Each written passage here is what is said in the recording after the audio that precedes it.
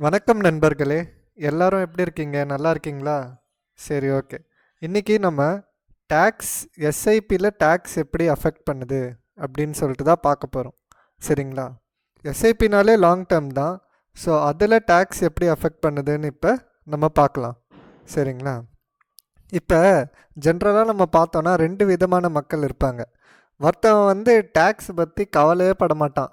Tax வந்தால் என்ன, வரலனா என்ன, எப்படியும் 1 கோடி 2 கோடி வரப்போகுது 25-30 வருஷம் கழிச்சு. சரிங்களா? ஸோ இது 1 கோடி 2 கோடியில் டேக்ஸ் எவ்வளோ போயிட போகுது? 10 லட்சம் போனால் கூட நமக்கு வந்து மீதி 90 லட்சம் இருக்குன்னு சொல்லிட்டு இது வந்து ஒருத்தவங்க இருப்பாங்க. சில பேர் இதையே நினச்சி கவலைப்பட்டுன்னு இருப்பாங்க. டேக்ஸ் இவ்வளோ வருமே இவ்வளோ வருமேன்னு சொல்லிட்டு. ஸோ கவலைப்பட்டுட்டு என்ன பண்ணுவாங்க, இன்வெஸ்ட் பண்ணுறதுக்கே மறந்துடுவாங்க, சேவிங்ஸே பண்ண மாட்டாங்க அவங்க. ஸோ அந்த மாதிரியும் இருக்கக்கூடாது நம்ம. சரிங்களா? ஸோ தெரிஞ்சு வச்சுக்கிறது நமக்கு நல்லது, நமக்கு வந்து அது யூஸ் ஆகும். சரிங்களா? சரி, ஓகே. இப்போ டேக்ஸ் தான் ப்ராப்ளம்னா அதுக்கு என்ன சொல்யூஷனாக இருக்கலாம், அதை தான் நம்ம இப்போ பார்க்க போகிறோம். சரிங்களா? இப்போ மியூச்சுவல் ஃபண்டோட ஆவரேஜ் சிஏஜிஆர் 15%ன்னு சொல்லிட்டு நம்ம பார்த்தோம் நிறைய மியூச்சுவல் ஃபண்டு. சரிங்களா? சிஏஜிஆர்னால் ஒன்றும் இல்லைங்க, காம்பவுண்டட் ஆனுவல் க்ரோத் ரேட். சரிங்களா? இது வந்து 15%ன்னு சொல்லிட்டு ஜென்ரலாக முக்கால்வாசி இருக்கிற ஃபண்ட் ஒரு 12-15%க்குள்ளே தான் வருது. சரிங்களா? இப்போ இன்னொரு பக்கம் பார்த்தோன்னா எல்டிசிஜி டேக்ஸ். எல்டிசிஜினா ஒன்றும் இல்லை, லாங் டேர்ம் கேபிட்டல் கெயின். இப்போ இங்கே லாங் டேர்ம்னா ஒன்றும் இல்லை, 1 வருஷத்துக்கு மேலே நம்ம எந்த இன்வெஸ்ட்மெண்ட் பண்ணியிருந்தாலும், உதாரணத்துக்கு எஃப்டிஓ இல்லை வந்து வேறு எதனா இன்வெஸ்ட்மெண்ட் பண்ணியிருந்தோ, அது எல்லாமே லாங் டேர்ம் தாங்க. சரிங்களா? அதுக்கு நம்ம இந்தியாவில் இப்போதைக்கு டேக்ஸ் ரேட் வந்து 12.5% வச்சுருக்காங்க. சரிங்களா? அந்த கெயினுக்கு மட்டும்தான். சரி, ஓகே.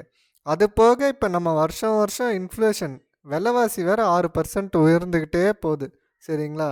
இது ரெண்டுத்தையும் கூட்டினாலே 18% வந்துடுச்சு. இது வந்து நம்ம ஜென்ரலாக பார்த்தோன்னா நம்ம என்ன முட்டாளா அவ்வளோ எஸ்ஐபியில் இன்வெஸ்ட் பண்ணுறதுக்கு? நமக்கு ரிட்டர்ன்ஸ் ஒன்றும் வரப்போகிறதே இல்லை, இவன் என்ன சும்மா சும்மா எஸ்ஐபியில் இன்வெஸ்ட்மெண்ட் பண்ணுங்கன்னு சொல்கிறான்னு தானே யோசிக்கிறீங்க. சரி, இப்போ நம்ம ஆக்சுவலாக என்னன்னு சொல்லிட்டு பார்க்கலாம். இப்போ பார்த்தீங்கன்னா long term capital gain LTCG இது என்னென்னா, 1 வருஷத்துக்கு மேலே நீங்கள் எந்த விதமான கேபிட்டல் கெயின்னா இன்வெஸ்ட்மெண்ட்லேருந்து வர லாபமோ எது இருக்குதோ அந்த லாபத்து மேலே வர டேக்ஸ் தான் லாங் டேர்ம் கேபிட்டல் கெயின். அதே எஸ்டிசிஜினா ஷார்ட் டேர்ம் கேபிட்டல் கெயின். இது வந்து 1 வருஷத்துக்குள்ளேயே நீங்கள் உடச்சி எடுக்கிறீங்கல்ல சில இன்வெஸ்ட்மெண்ட்லாம், அந்த இன்வெஸ்ட்மெண்ட்டில் வர லாபத்துக்கு மேலே போடுறது தான் ஷார்ட் டேர்ம் கேபிட்டல் கெயின். சரிங்களா? இப்போ உதாரணத்துக்கு நம்மளோட ரிட்டர்ன் வந்து ஒரு 1 கோடி ரூபான்னு வச்சுக்கோங்க. சரிங்களா? இப்போ 1 கோடி ரூபாய் ரிட்டர்னுக்கு மொத்தம் ரிட்டர்னோட இன்வெஸ்ட்மெண்ட் எவ்வளோ? இன்வெஸ்ட்மெண்ட் வந்து ஒரு 20 லட்சம்னு வச்சுக்கோங்க. நம்ம 20 லட்சம் போட்டு 1 கோடி ஆயிடுச்சு ஒரு 30 வருஷத்தில். அப்போ மீதி எவ்வளோ இருக்குது? இந்த 80 லட்சம் தாங்க மீதி இருக்குது. இப்போது டேக்ஸ் போடுறாங்கன்னா எதில் போடுவாங்க? இந்த 80 லேக்ஸில் தான் போடுவாங்க, 1 கோடியில் வந்து போட மாட்டாங்க. சரிங்களா? இப்போ இந்த டேக்ஸை எப்படி குறைக்கிறதுன்னு தான் நம்ம பார்க்க போகிறோம். சரிங்களா? இந்தமாரி சொல்யூஷன் ரேராக தான் உங்களுக்கு கிடைக்கும், பட் இந்த சொல்யூஷன் யூஸ்ஃபுல்லாக இருக்கும்னு நான் நம்புகிறேன். சரிங்களா? இப்போ டேக்ஸ் எக்ஸம்ஷன்னு ஒன்று இருக்குது நார்மலாக. சரிங்களா? எக்ஸம்ஷன்னா என்ன?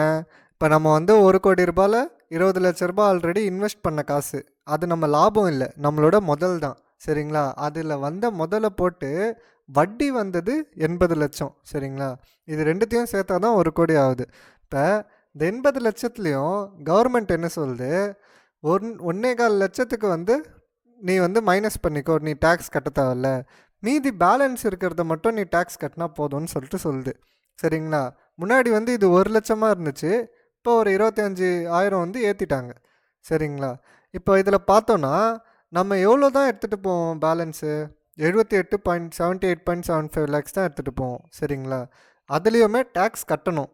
இப்போ இந்த எக்ஸம்ஷன் நம்ம எப்படி இதை வந்து நல்லா பயன்படுத்திக்கிறது அப்படின்னு சொல்லிட்டு நம்ம பார்க்கலாம். இதுக்கு நடுவுலையே காமனாக உங்கள் மனசுலலாம் ஒரு டவுட் வரும், டேக்ஸ் பிடிக்கிறாங்க அப்போனா என்ன, கவர்மெண்ட் முதல்லையே வந்து டேக்ஸை பிடிச்சிட்டு தான் நமக்கு வந்த 1 கோடியை தருவாங்களா, இல்லை நம்ம தான் வாங்கி டேக்ஸ் கட்டணுமான்னு சொல்லிட்டு உங்கள் மனசில் டவுட் வரும். இந்த டவுட் வந்து வேண்டாங்க. இதுக்கு என்னென்னா, அந்த காசு மொத்தமாக நம்மக்கிட்ட 1 கோடினா 1 கோடி வந்துடும். அதுக்கு எவ்வளோ டேக்ஸுன்னு நம்ம கால்குலேட் பண்ணி, இல்லை நமக்கு யாராச்சும் சிஏ சிஎம்ஏ யாராச்சும் டேக்ஸ் கன்சல்டன்ட் இருந்தாங்கன்னா அவங்கக்கிட்ட போயிட்டு நம்ம கன்சல்ட் பண்ணோன்னா அவங்க சொல்லுவாங்க இவ்வளோ லாபத்துக்கு இவ்வளோ டேக்ஸ் கட்டணுங்க அப்படின்னு சொல்லிட்டு. சரிங்களா? சிஏலாம் வந்து ஈஸி இல்லைங்க, நிறைய இருக்குது. அதில் ஊறப்பட்ட டேக்ஸ் ரூல்ஸ்லாம் இருக்குது, ரொம்ப காம்ப்ளிகேட்டடாக இருக்கும். சரிங்களா? இப்போ இதுக்கு நம்ம சொல்யூஷன் என்னன்னு சொல்லிட்டு பார்க்கலாம். சரிங்களா? இப்போ இந்த எக்ஸம்ஷன் சொல்லியிருக்காங்கல்ல, இது வந்து வருஷம் வருஷம் 1.25 லட்சம் எக்ஸம்ஷன் நம்ம வந்து பண்ணலாங்க. சரிங்களா? ஆனால் எப்படி அப்படின்னு தானே பார்க்குறீங்க. வருஷம் வருஷம் எப்படி பண்ணலான்னா, நம்ம இப்போ முதல் மாதம் ஒரு மாதமும் நம்ம 5,000 போடுறோன்னு வைங்க. அப்போ நம்ம இன்வெஸ்ட் பண்ணது மட்டும் எவ்வளோ ஆகுது? 60 வருதா? நம்ம இன்வெஸ்ட் பண்ணது மட்டும் 60,000 ஆகிடும். சரிங்களா? இது கூட வட்டியும் சேர்ந்து ஒரு பர்சன்டேஜ் ரிட்டர்ன்ஸ் வந்து ஒரு 80,000 கிட்ட வருதுன்னு வைங்க டோட்டலாக. இந்த 80,000 என்ன பண்ணணும், நம்ம அந்த வருஷமே விட்ரா பண்ணிடணும். சரிங்களா? விட்ரா பண்ணோன்னா என்ன ஆகும், அந்த 1.25 லட்சம் டேக்ஸ் எக்ஸம்ஷன் கிடைக்குதுல்ல, அதில் அந்த லாபம் போயிடும். அந்த லாபத்தை எக்ஸம்ட் ஆகிடும். சரிங்களா? இப்போ உதாரணத்துக்கு இப்போ 60,000 வந்து நம்ம இன்வெஸ்ட் பண்ணியிருக்கோம். ஆனால் நமக்கு வட்டி வந்து ஒரு 75,000 வருதுன்னு வைங்க, இல்லை ஒரு 70,000 வருதுன்னு வைங்களேன். 70,000 வந்து நமக்கு டோட்டலாக வருது. டோட்டல் வேல்யூ வந்து 60,000 போட்டோம், 70,000 மாறிடுச்சு ஒரு வருஷத்தோட எண்டில். இப்போ இந்த 70,000 இருக்குல்ல, இந்த 70,000த்தில் கெயின் எவ்வளோ, லாபம் எவ்வளோ? நமக்கு வெறும் 10,000 தாங்க லாபம். சரிங்களா? இந்த 10,000 நம்ம டேக்ஸ் கட்டணும். இதுக்கு 12% போட்டோன்னா எவ்வளோ வருது? கிட்டத்தட்ட 1,200 கிட்ட வருது. சரிங்களா? 1,250 கிட்ட வந்துடும். இப்போ அதை எப்படின்னா, அதை வந்து நம்ம இதில் அட்ஜஸ்ட் பண்ணி எக்ஸம்ட் பண்ணிக்கலாம். அப்போ நம்ம அந்த 1,200 கட்ட தேவையில்ல. இப்போ நமக்கோட டோட்டல் காசு எவ்வளோ ஆகிடும்? 70,000 ஆகிடும். சரிங்களா? இப்போ இந்த 70,000 கூட நம்ம இந்த 60,000 போடுவோம். எப்படின்னா, ஃபஸ்ட் இயர் எண்டில் நம்மக்கிட்ட இருக்கிற காசு 70,000. சரிங்களா? இதில் வந்து 60,000 வந்து நம்ம போட்ட முதல் இருக்கும், 10,000 வந்து நம்ம போட்ட வட்டி இருக்கும். சரிங்களா? இப்போ அடுத்த வருஷம் நம்ம என்ன பண்ணுவோம், திரும்ப 5,000 போட்டுன்னே இருப்போம். அப்போ அடுத்த வருஷம் ஒரு 60,000 நம்ம இன்வெஸ்ட் பண்ணுவோங்க இதில். சரிங்களா? இப்போ அந்த 60,000 இன்வெஸ்ட் பண்ணோன்னா நம்மக்கிட்ட டோட்டலாக இருக்கிறது 1.3 lakhs கிட்ட இருக்கும்.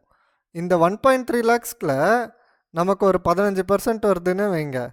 இந்த 1.3 lakhs இருக்குது, இதில் வந்து நமக்கு ஒரு 15% வருதுன்னா ஒரு 1.5 லட்சம் வருதுன்னு வைங்க. அப்போ நமக்கு கெயின் எவ்வளோ? வெறும் 20,000 தாங்க.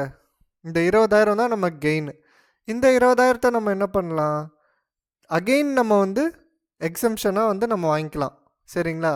வருஷம் வருஷம் இந்த மாதிரி என்ன பண்ணலாம், ஒரு வருஷம் 365 நாள் ஆன பிறகு நம்ம அதை விட்ரா பண்ணி அந்த கெயினை எக்ஸம்ட் பண்ணி மொத்தத்தையும் நம்ம இன்வெஸ்ட்மெண்ட்டாகவே காமிச்சிக்கலாங்க. இந்த மாதிரி பண்ணோன்னு வைங்களேன், என்ன ஒரு அட்வான்டேஜ், மியூச்சுவல் ஃபண்டோட அட்வான்டேஜ் அப்படியே இதில் இருக்கும். காம்பவுண்டிங் எங்கேயும் குறைஞ்சிடாது. சரிங்களா? நீங்கள் அப்படியே விட்ரா பண்ணி ஜஸ்ட் அதை அப்படியே ரீஇன்வெஸ்ட் பண்ணிடுவீங்க. நீங்கள் விட்ரா பண்ணும்போது உங்கள் பேங்க்கில் வந்து லாங் டேர்ம் கேபிட்டல் கெயின் அப்படின்னு சொல்லிட்டு வரும். அது வந்து நம்ம டேக்ஸ் கன்சல்டன்ட் பார்க்குறவங்க பார்த்துப்பாங்க. அப்போது இந்த மாதிரி பண்ணோன்னா நம்ம கிட்டத்தட்ட நிறைய காசு சேர்த்துடலாம் இதில். சரிங்களா? நமக்கு லாபமாக வரதையே நம்ம வந்து இன்வெஸ்ட்மெண்ட்டாக காமிச்சிடலாம். ஸோ இந்த மாதிரி பண்ணதால் நமக்கு டேக்ஸ் வந்து கொஞ்சம் மிச்சமாகிடுங்க. சரிங்களா? இதே என்ன பண்ணணும், வருஷம் வருஷம் பண்ணோங்க நீங்கள். சரிங்களா? இப்போது நம்ம இன்வெஸ்ட்மெண்ட் பண்ணுறது வந்து நம்ம பிளான் பண்ணலாம். சரி, ஒரு மாதத்துக்கு 5,000 போடலாமா, 10,000 போடலாமா, 20,000 போடலாமான்னு. ஆனால் டேக்ஸ் வந்து நம்ம கையில் இல்லை. டேக்ஸ் நம்ம ஃபினான்ஸ் மினிஸ்டர் என்ன சொல்கிறாங்களோ அதைப்படி தான் நம்ம டேக்ஸ் கட்ட முடியும். சரிங்களா? இதுக்கு பயந்துட்டு நம்ம இன்வெஸ்ட்மெண்ட் வந்து பண்ணாமல் இருக்கக்கூடாது. இன்வெஸ்ட்மெண்ட் கண்டிப்பாக வாழ்க்கைக்கு தேவைங்க. உங்களுக்கு இல்லைனாலும் உங்களுக்கு அடுத்த வரவங்களுக்காச்சும் தேவை இது கண்டிப்பாக. சரிங்களா? அதனால இன்வெஸ்ட்மெண்ட் மட்டும் பண்ணிகிட்டே இருங்க, உங்கள் லைஃப் நல்லா போகும். இப்போ நீங்கள் ஒரு 20 இல்லை 22 வயசு இருக்கீங்க, மாதம் 15,000 20,000 வருதுன்னு வைங்க. ஸ்டார்டிங்கில் தாங்க உங்களுக்கு கஷ்டமாக இருக்கும். இப்போ 5,000 ஒரு மாதத்துக்குன்னா இப்போ வருஷத்துக்கு 60,000 வருது. சரிங்களா? நீங்கள் வருஷம் ஒரு 4 வருஷம் 5 வருஷம் போனோடனே இப்போ உங்கள் சேலரி கொஞ்சம் இன்க்ரிமெண்ட் ஆகும். அந்த மாதிரி உங்களுக்கு ஆகும்போது நீங்கள் அழகாக அந்த 5,000 மெயின்டைன் பண்ணிக்கலாங்க. ஆனால் நீங்கள் இப்போ இன்வெஸ்ட்மெண்ட் பண்ணலன்னா பின்னாடி உங்களுக்கு ஒரு பெரிய ஃபண்டு வந்து கிடைக்காது. அந்த காலத்தில் தான் நமக்கு இந்த இன்ஸ்ட்ருமெண்ட்லாம் நிறைய தெரியாது. பட் இப்போ தான் நிறைய மியூச்சுவல் ஃபண்ட் வந்துடுச்சுல்ல, அதனால் ஏன் பயப்படுறீங்க? தாராளமாக இன்வெஸ்ட் பண்ணுங்கள். சரிங்களா? தாராளமாக நீங்கள் வந்து லார்ஜ் கேப் ஃபண்டில் அழகாக இன்வெஸ்ட் பண்ணிகிட்டே போகலாங்க. ஸ்மால் கேப் சைடு மட்டும் போயிடாதீங்க. ஏன்னா நம்ம ஆல்ரெடி பார்த்துருக்கோம், ஸ்மால் கேப்பில் தான் ரிஸ்க் ரொம்ப அதிகமாக இருக்குது. சரிங்களா? இந்த வீடியோ வந்து ஒரு நல்ல வீடியோவாக இருந்திருக்கும்னு நான் நினைக்கிறேன். ஏன்னா இந்த மாதிரி யாரும் சொல்லியிருக்க மாட்டாங்க யூடியூப்பில் பெரும்பாலும். சரிங்களா? ஓகே, நன்றி, வணக்கம்.